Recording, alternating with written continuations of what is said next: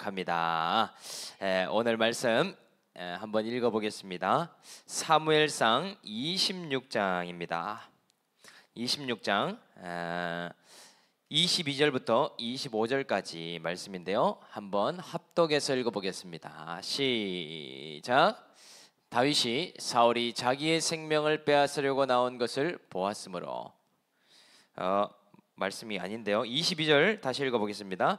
책을 보고 읽어야 될 것 같습니다. 책을 보고 말씀이 좀 다른데요. 다윗이 대답하여 이르되 왕은 창을 보소서 한 소년을 보내어 가져가게 하소서. 여호와께서 사람에게 그의 공의와 신실을 따라 갚으시리니 이는 여호와께서 오늘 왕을 내 손에 넘기셨으되 나는 손을 들어 여호와의 기름 부음 받은 자 치기를 원하지 아니하였음이니이다.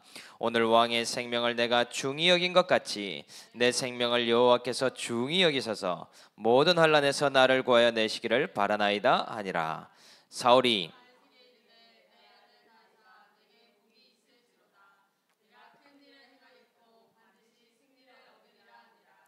다윗은 자기 길로 가고 사울은 자기 곳으로 돌아가니라. 아멘.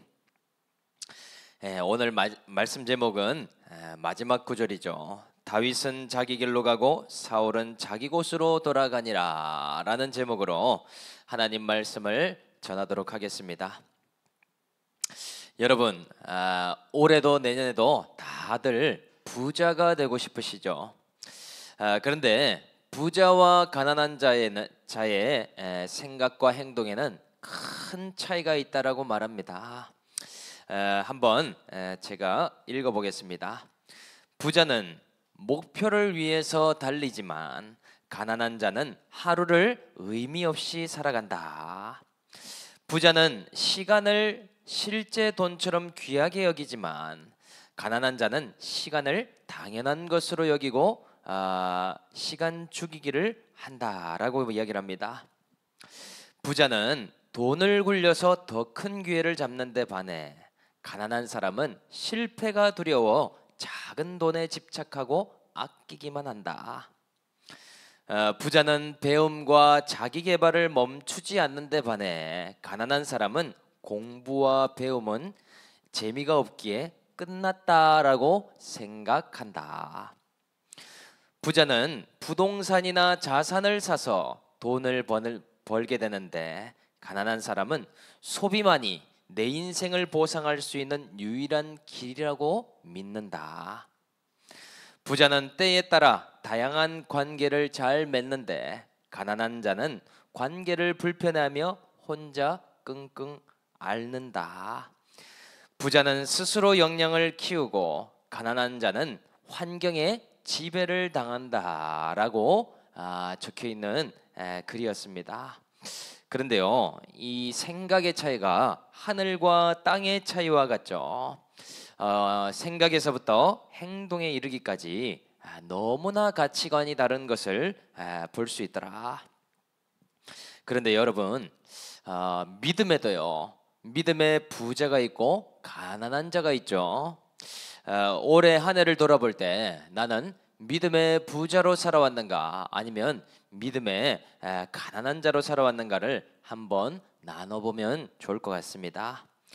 그래서 오늘 본문으로 돌아오니까요, 이 믿음의 부자와 믿음의 가난한 자가 오늘 주인공으로 나오고 있습니다. 그 사람들이 누구냐? 바로 다윗과 사울이죠. 왕이라고 하는 권세도 같습니다. 직이나 위치도 동일했다라는 것이죠. 똑같이 사무엘에게 말씀을 듣고 똑같이 기름 부음 받아 왕이 되지 않습니까? 그런데요, 참 신기한 것이 믿음이 부유하냐 가난하냐에 따라서요, 왕이라도 살아가는 방식이 전혀 달라질 수 있음을 보여주고 있더라. 그래서 이 다윗과 사울의 차이에 대해서 오늘 두 가지로 한번 살펴보려고 합니다. 믿음의 부유한 자와 가난한 자의 차이가 무엇일까? 먼저 첫째는요, 자리를 쫓느냐 길을 쫓느냐의 차이이더라. 먼저 18절 말씀을 한번 읽어보려고 합니다. 시작. 또 이르되 내 주는 어찌하여 주의 종을 쫓으시나이까? 내가 무엇을 하였으며 내 손에 무슨 악이 있나이까? 아멘. 여러분, 사울과 다윗의 관계는 가족의 관계이죠. 장인과 사위의 관계다라고 말할 수 있습니다. 그리고요, 직위로 치면은요, 현 왕과 차기 왕의 관계가 아닙니까? 또 현재는요, 쫓는 자와 쫓김을 당하는 자의 관계가 되었다라고 말할 수 있겠더라. 그런데 오늘 다윗이 질문을 하죠. 어찌하여 저를 이렇게 쫓으시나이까? 사울이 이렇게까지 쫓아오는 이유가 무엇인지를 물어보고 있죠.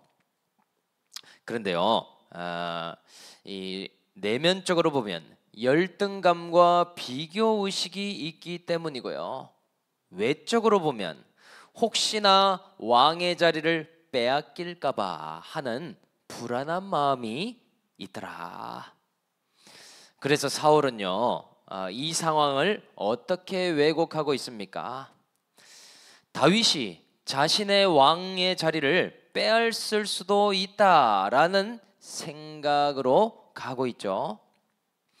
그래서요, 사울 왕의 인생에 두 가지 문제가 있다면요, 한 가지는 불안한 이 블레셋이 있기 때문에 안 그래도 불안해 죽겠고, 또 다윗까지 있으니 왕위에 있어도 너무나 두려운 것 아닙니까? 왕궁에 있어도요, 누리지를 못하고 인생은 너무나 문제투성이와 같더라. 그래서 사울 왕은요, 스스로 지옥을 살고 있잖아요.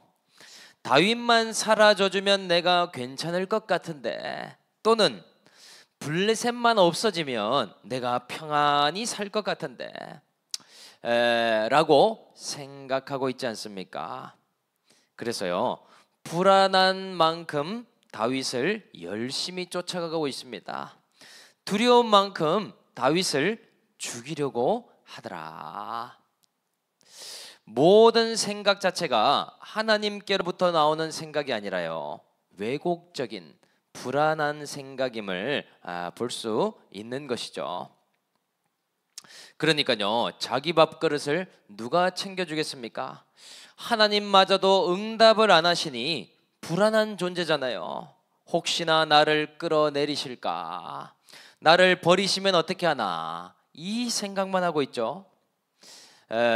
그런데요, 모순적인 부분은요, 하나님께 불순종하면서도 나를 버리면 어쩌지 하는 이 악순환에 빠져 있음을 알 수 있습니다. 그래서 사울의 인생의 목적은 뭔가? 지금 왕의 자리를 롱런하기 위해 수단과 방법을 가리지 않고 지키는 것이죠. 하나님의 뜻도 더 이상 물을 이유가 없습니다. 내 힘으로 문제를 없애면 내가 오래 지킬 수 있지 않을까 생각한다는 것이죠. 그러니 사울은요, 헛된 방향과 헛된 열심으로 지금 온갖 에너지를 다 사용하더라. 그래서요, 다윗은 그러면 어떠한가? 다윗을 보니까요, 자리가 목적이 아닙니다. 다윗은 왕이 되는 것 자체가 목표가 아니더라는 것이죠. 왕이 되려고 했다면 기회가 왔을 때 바로 사울을 죽이면 됐잖아요. 그러면 바로 다윗이 왕위에 오르는 것 아닙니까? 사울이 잠자고 있을 때에 칼로 목을 벨 수도 있었잖아요. 그런데 다윗은요, 자기의 자리를 지키는 것이 인생의 목표가 아니더라. 그것을 어떻게 알 수 있습니까?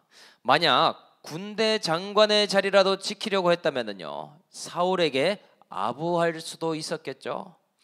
또는 아기스 왕 밑에서 내가 뼈를 묻겠나이다 하면서요 맹세하지 않았겠습니까? 그런데 다윗은 그런 모습이 전혀 보이질 않죠. 다윗의 인생의 목적은요 길이라고 표현을 할 수 있습니다. 하나님이 원하시는 믿음의 길을 가는 것이 목적이더라는 것이죠. 믿음의 길을 가다 보니까요 원하지 않는 장소를 거쳐야 합니다. 그것이 때로는 광야라는 자리가 될 때가 있더라는 것이죠.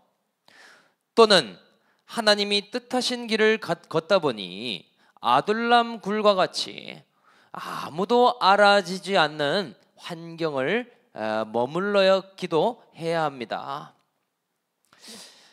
그래서요 도망자라는 신세를 주시면 잠깐은 서글플지라도 또 그 때에 맞게 순종하며 가더라. 그래서 길이 목적이 되니까요 자리나 장소가 상관이 없더라는 것이죠. 고난이 길어질 때면 또 실수를 하기도 한 다윗이지 않습니까? 다윗이라도 하나님께 묻지 않고 자기 스스로 결정하는 오류도 범했더라. 그런데 길이 목적이 때문에 무엇이 다릅니까? 작은 사건 앞에 또다시 하나님께 묻기 시작하는 것이죠. 말씀의 내비게이션을 가지고요 다시 길을 재설정하고 있더라. 왜 그렇습니까? 하나님이 다윗의 인생에 최고의 길이라는 것을 알고 믿었기 때문이더라. 어느 장소에 길이 있는 것이 아니고 어느 자리에 길이 있는 것이 아니기 때문인 것이죠. 오직 길은 나의 여호와 하나님만이 길 되어 주시기 때문에 그 길을 따라 오늘도 걸어가고 있더라. 그래서요 자리냐 길이냐 이것이 믿음이 부유하냐 가난하냐의 차이라고 말할 수 있겠더라.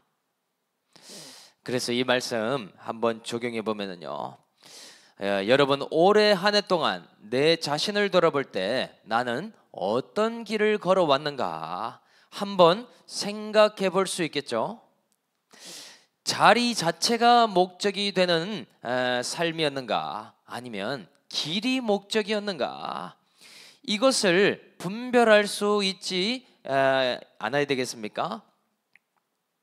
그런데 우리가 신앙생활을 한다는 것은요 어떤 자리에 가는 것 자체가 목적이 아니잖아요. 그것이 결혼이든 취업이든 아니면 학업이든 그 자리에만 가면 모든 것이 다 되는가? 아니더라. 권세만 받으면 문제가 없어지는가? 이것도 아니더라는 것이죠. 우리는요 자리를 얻기 위해서 사는 인생이 아니라 바로 믿음을 길로 놓고 가는 인생이라고 말할 수 있다라는 것이죠. 내가 곧 길이요 진리요 생명이니 나로 말미암지 않고는 아버지께로 올 자가 없느니라. 우리는요 예수를 길로 놓고 믿음을 가지고 하나님이 인도하시는 걸음을 걷는 것이 신앙이더라.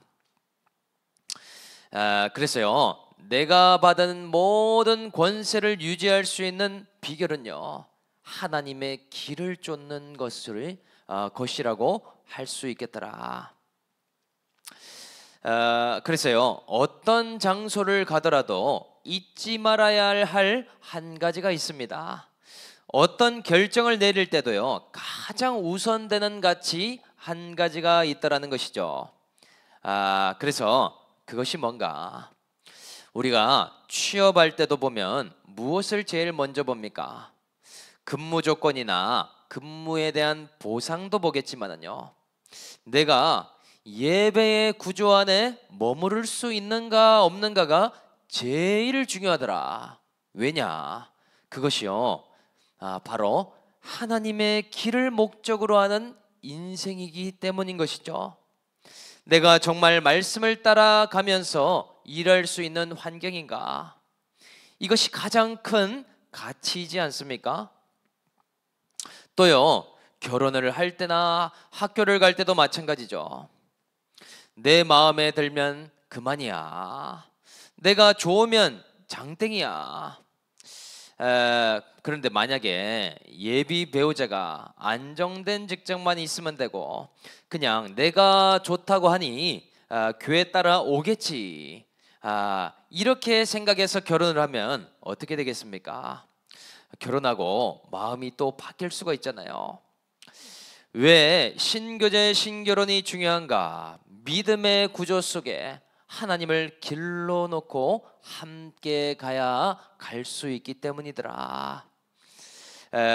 그래서요, 얼마나 좋은 아파트에 살고 얼마나 좋은 장소에 있냐, 이거보다 더 중요한 것이 어떠한 길을 목적으로 함께 갈 것인가 이더라.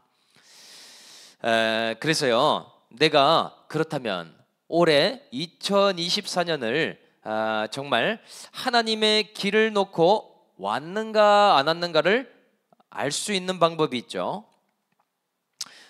그것은요, 주님을 길로 놓고 가면 주시는 축복이 있습니다. 그게 뭔가, 어디를 가든 어느 장소에 있어도 상관이 없는데요, 하나님의 구원이 일어나게 되더라. 사울처럼 나의 열등감을 하나님은 보여주셨습니다. 열등감으로부터 나를 건져내셨다라는 것이죠. 또는 내가 가는 곳마다 비교의식이 나타나게 하셨습니다. 이전에는요, 내 속에 비교의식 이런 것이 있는지도 몰랐어요. 그런데 이러한 수렁에서 건짐을 받게 되는 것이죠. 또요, 내 스스로 해결할 수 없었던 불안과 두려움, 또 분노와 특심과 같은 열심들, 이런 모든 것들을 직면하게 하시더라. 그래서 내가 주님을 믿는다고 했지만 실상은 정말 하나님을 두려워만 하고 있었구나, 내가 율법으로 하나님을 믿고 있었구나, 이런 것을 깨닫게 해주신다는 것이죠. 내가 하나님을 섬긴다고 했지만 사실은 사람을 바라보고 있었구나, 그냥 현실을 믿고 있는 믿음이었구나. 그래서 말씀을 길러 놓고 믿음을 길러 놓으면요, 믿음이 아닌 것들은 제하게 하시고 믿음인 것들은 더 굳건하게 붙들어 주시더라.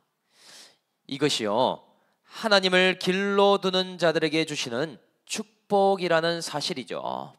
결국 사울과 같이 믿음이 가난한 인생에서 다윗처럼 믿음이 부유한 인생으로 변화시켜 주시는 과정이 아니겠습니까? 이렇게 믿음이 단련되어야 권세도 얻을 수 있고 유지할 수 있는 것이잖아요. 그래서 한 해를 돌아보니까요, 얼마나 감사합니까?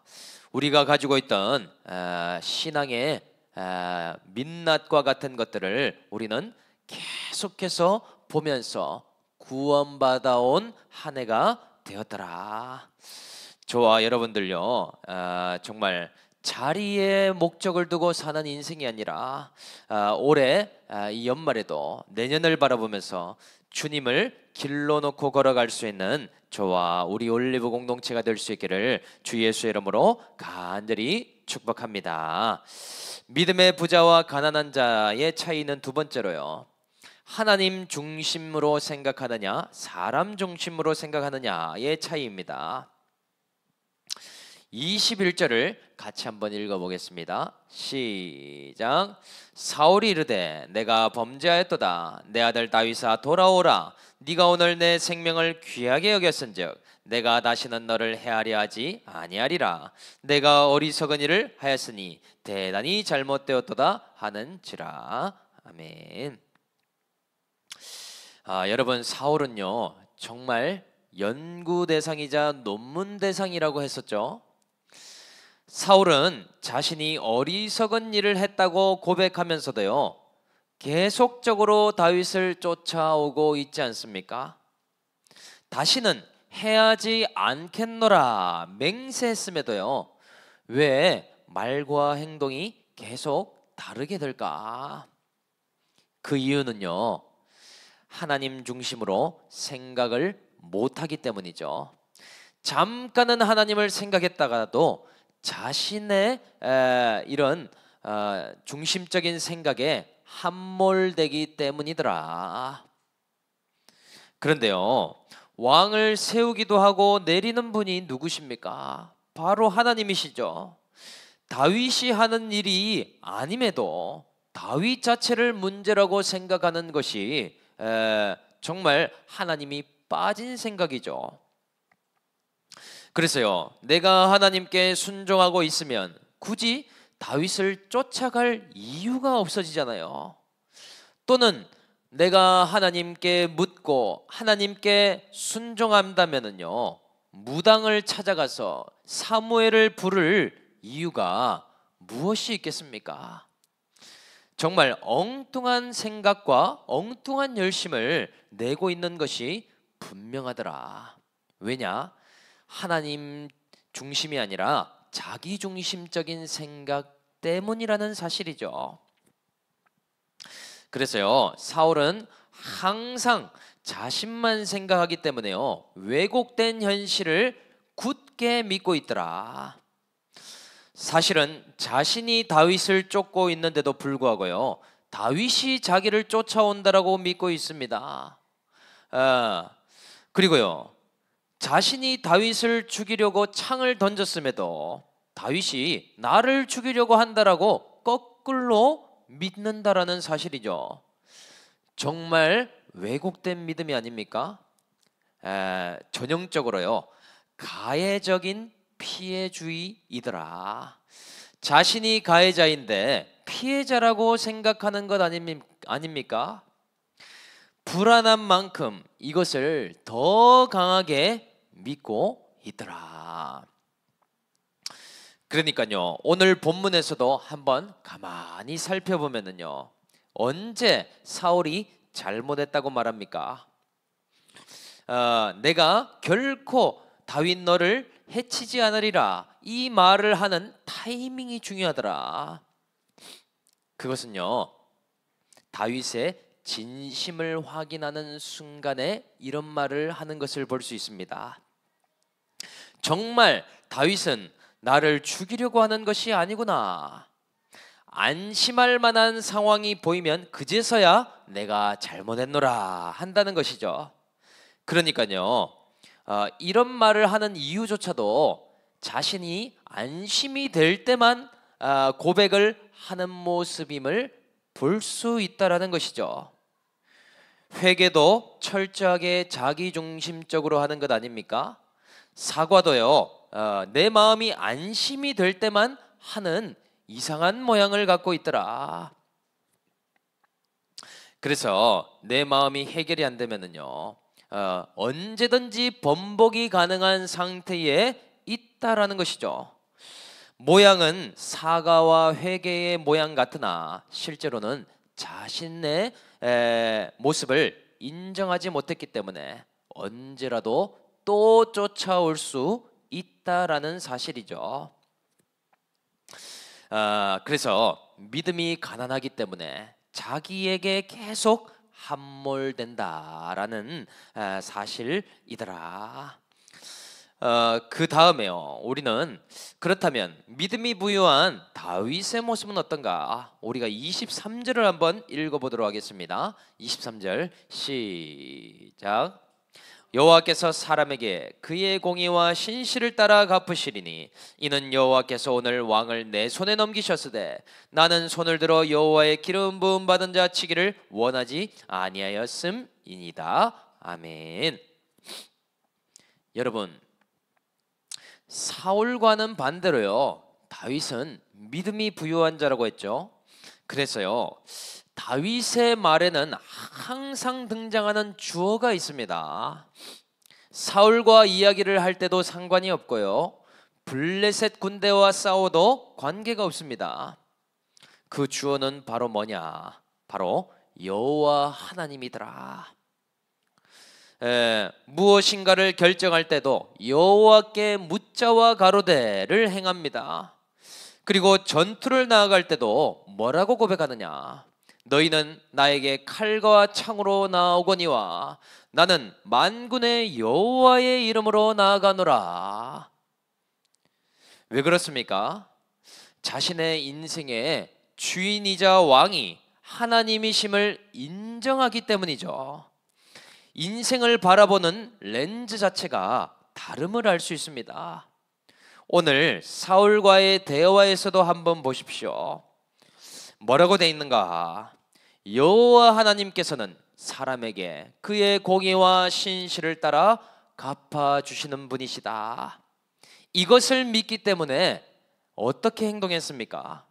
사울을 죽일 수 있을 때에도 나는 그렇게 행하지 아니하였다. 왜냐? 모든 생각과 행동의 중심에는 하나님의 뜻과 하나님의 말씀이 있기 때문인 것이죠. 전형적으로요, 하나님 중심으로 생각하기 때문이 아닙니까? 이것이 믿음이 부유한 증거더라. 그래서 이 말씀을 또 적용해 보면은요, 우리는 이제 2024년 12월 마지막에 서 있는데요, 우리는 신앙생활의 연수가 또 한 해가 추가되게 되었죠. 그런데 신앙생활을 3년을 하든 아니면 5년을 하든 20년을 하든 잘 안 바뀌는 신앙의 유형이 있습니다. 그것은 뭐냐? 바로 자비대증을 가진 신앙의 스타일이라고 말할 수 있겠다. 그렇다면 자비대증을 가진 신앙 생활이 무엇인가?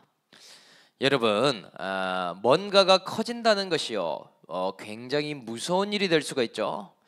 전립선 비대증과 같이 이런 전립선이 커지거나 종양이 비대해진다면 얼마나 무서운 일입니까?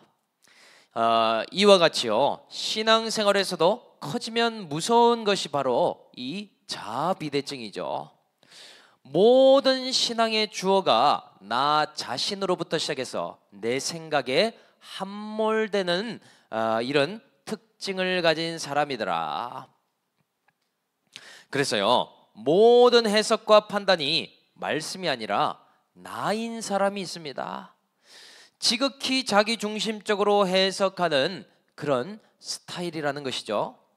그런데요, 이런 자비대증을 갖고 있으면요, 사울과 비슷한 모양이 나타날 가능성이 크더라. 그래서요, 이 유형의 사람이 제일 많이 갇히는 감옥이 있습니다. 그것은요, 피해의식이라는 감옥이죠. 그런데 이 피해의식이라는 감옥에 또 특이점이 한 가지 있습니다. 그것은 내 자신이 주변 사람을 괴롭게 하는 것을 못 보면서 피해를 받고 있다 주장한다라는 것이죠. 실제로는요, 내가 죽이고 있는 모습도 굉장히 크더라. 지옥을 살고 있는 것이 나 자신인데요, 저 사람 때문에 내가 힘들다라고 부르짖는 것 아닙니까? 지금 정확하게요, 가해적 피해의식이라고 말할 수 있더라. 사울이 다윗이 나를 죽이려고 한다고 하면서 창을 던지는 모양과 정확히 같은 현상이죠. 그런데 여러분, 이러한 환경이 찾아올 때 사실은 어떤 환경입니까? 하나님 중심으로 생각을 해봐야 되겠죠.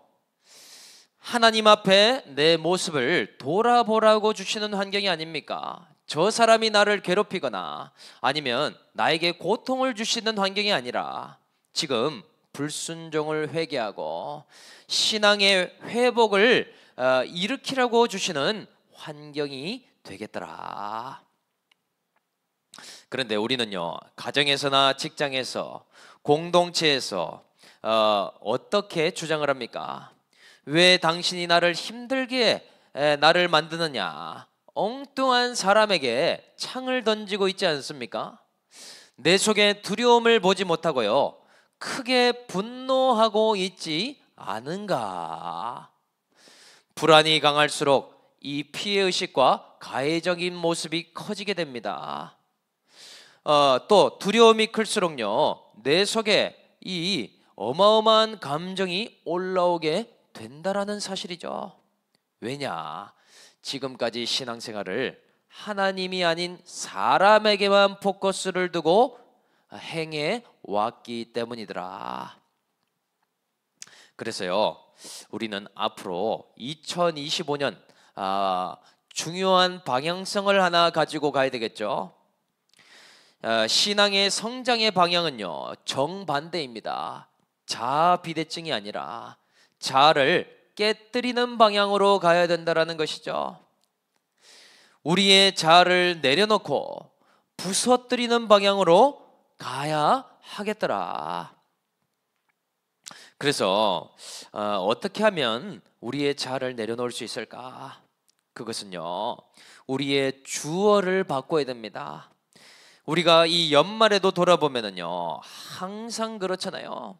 내가 선택해서 여기까지 온 것 같았지만 뒤돌아보니 하나님이 나를 인도하셨구나. 연말에는 이 고백이 잘 되지 않습니까?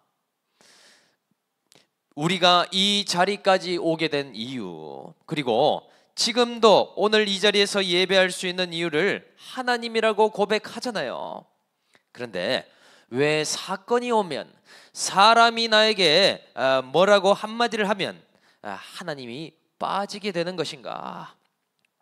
우리는요, 항상 범사에 주어를 하나님 중심으로 생각할 수 있어야 하겠더라. 우리의 인생의 주인이 하나님이시기 때문이죠. 우리의 길을 인도하시는 분이 주님이시기 때문이 아닙니까? 사람이 마음으로 자기의 길을 계획할지라도 그 걸음을 인도하시는 분이 따로 계심을 우리가 믿고 가야 되겠더라. 저는 이번에요, 위장이랑 대장 내시경 이 검사 소견을 봤는데요, 참 감사했습니다. 제가 7년 전에 이 똑같이 내시경을 했었는데 용종이 5개가 나왔다라는 것이죠. 그래서 이번에도 7년이면 꽤 시간이 지났는데 약간의 추적성 검사로 이걸 해보면 좋겠다, 의사가 이야기를 하더라고요. 그래서 위가 아프니까 제가 의심을 하면서 검사를 했습니다. 그런데 막상 이제 검사를 하니까 깨끗하게 나와서 감사하면서도요, 참 한편으로는 제 생각과 다르게 나오더라고요. 제가 어떤 생각을 했었냐면, 이번에 마침 지방에서 제가 맡고 싶지 않았던 체육부장이자 친교부장을 맡게 되었거든요. 그래서 위에 용종이라도 하나 나오면 이걸 명분으로 제가 사실은요, 위가 아파가지고요, 좀 섬기기가 어려울 것 같아요, 이 말을 하려고 준비를 했는데 너무나 깔끔하게 나와서 잘 섬기겠습니다, 죄송합니다, 이렇게 말을 바꾸게 되었습니다. 사람은요, 참 악하죠. 핑계 대기를 원하고 내가 하고 싶지 않은 것을, 다른 것을 끌어다가서라도 안 하고 싶은 마음이 있잖아요. 그런데 이렇게 죄 많고 허물 많은 저를 하나님께서 지금까지 살려주시고 생명 주시며 지켜주신 이유가 무엇일까? 저는 이번에 내시경하면서요, 한번 띵크를 해보게 되었어요. 물론 자녀이기 때문에, 사랑하시기 때문이겠죠. 정말 연약한 죄인의 인생이기에 나 스스로도 나를 지킬 수 없잖아요. 그런데 구체적인 이유를 한번 생각해 봤습니다. 첫째는 하나님을 인정하기 때문에. 요즘요, 제가 아침에 일어날 때마다 하는 말이 있습니다. 하나님, 생명 주심에 감사합니다. 오늘도 우연히 주신 것이 아니라 나에게 맡겨진 일 하라고 주심을 믿습니다. 이렇게 하루를 시작합니다. 그리고 또 다른 이유 한 가지를 생각해 봤는데요, 목회라는 사명 때문이구나. 내가 만약 나를 위해서 내 중심적으로만 내 행복, 내 성공, 내 쾌락을 위해서 살고 있다면 또 사건이 수고해야 될 텐데 라는 생각을 해보게 되었어요. 그러니까요, 하나님의 편에서 한번 생각을 해보게 되었다라는 것이죠. 정말 그러니까요, 이렇게 지켜주시는 이유에서도 정말 분명한 뜻이 있겠구나. 이 위장내시경을 통해서도 또 생각해 보게 되었습니다. 오늘 저와 여러분들도 하나님이 맡기신 자리, 역할, 그러한 직분들이 있잖아요. 그것을 주신 이유가 무엇일까? 오늘 물질과 건강과 권세를 주신 이유도 하나님을 인정하고 하나님이 주신 그 역할에 잘 순종하며 나아가야 되겠다라는 것이죠. 여러분, 2024년 이제 12월 열흘이 남지 않은 이 시간 가운데에 나는 어떤 길을 걸어왔는가? 믿음이 부유한 자로 살아왔는가? 가난해서 나밖에 모르는 인생을 살아왔는가? 오늘 한번 돌아볼 수 있기를 원합니다. 저희 모두가 바라기는 올해보다 내년에 더 믿음의 부유한 인생이 되었어요. 저희 모두가 하나님 중심으로 날마다 가치관이 변화될 수 있는 우리 올리브 공동체 모두가 될 수 있기를 주 예수의 이름으로 간절히 축복합니다. 2025년에는 하나님 중심의 사람이 될 수 있는 우리 올리브가 되기를 주님의 이름으로 간절히 축복합니다. 오늘 이 말씀을 생각합니다.